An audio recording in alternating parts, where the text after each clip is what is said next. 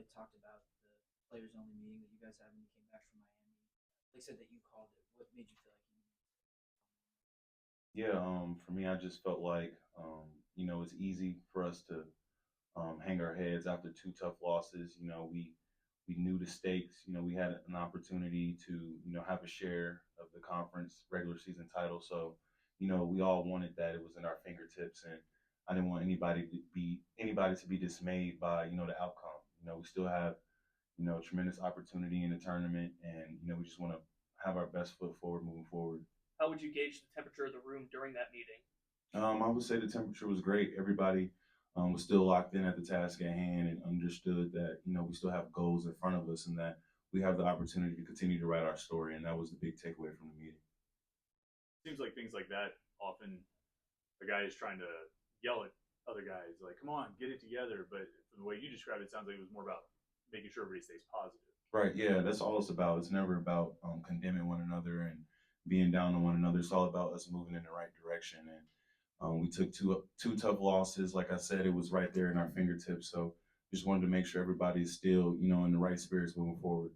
Everybody, your coach and your player, your teammate, have talked about your leadership qualities this season, even last season. Where do you think that's come from? How are you able to develop leadership qualities like that? I would just say it comes from experience. I've been in two different locker rooms. I've played for different coaches. Different standards were set at different places, and I've been able to learn and, use those tools here. Maybe this is your last ACC tournament. How do you manage that feeling with the feeling that you have games to play and Yeah, I mean, for us, it's just about like we've done all years, taking advantage of the opportunity in front of us. And, for us, that's taking one game at a time. And this is a good experience for us to be able to do it in the ACC tournament. I'm not really thinking about it, as far as like, oh, this is my last, tournament personally. It's about, us winning. JB, I asked Blake about this. I'll ask you the same thing. What would it mean for you to see your head coach be named ACC Coach of the Year? Yeah, it would mean a lot. The work that he's put in, the commitment that he showed, the type of energy and positivity that he's had, not only this year, but last year when it was rough. And then you see, him take that same mindset and make some improvements and be able to implement it here and, us be able to do what we've done this year. He deserves, that accolade. What about for yourself? A lot would consider you as on the short list of ACC first teamer, maybe even player of the year. What would it mean for you to get those kind of accolades? Yeah, I mean, it would mean a lot, the work that I put in.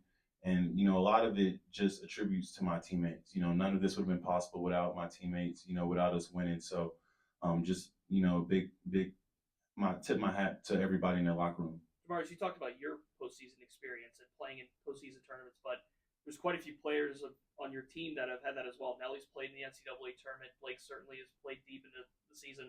How does that experience get valued this late in the season, and what does that mean going forward? Yeah, I mean, the experience matters, especially now, understanding that it's win or go home. And it just comes down to who's going to play harder and smarter. And, all of us have that experience. So we just look forward to, coming together and putting that on display on the floor. What have you told guys who maybe don't have that experience about what it's like? Yeah, I mean, for the guys that don't have experience, it's just all about us as veterans, just, to continue to pull them along, continue to give them confidence, continue to push everybody to be fearless in the moments ahead.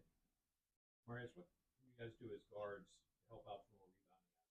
Yeah, I mean, for us, we just got to do a better job of crashing in, when our guys are leaking back, getting in the fight, trying to help gang rebound. We see Fetty battling, maybe get in there and throw an elbow in or two, just try to deter some of these guys from getting some rebounds. So that's going to be the challenge moving forward.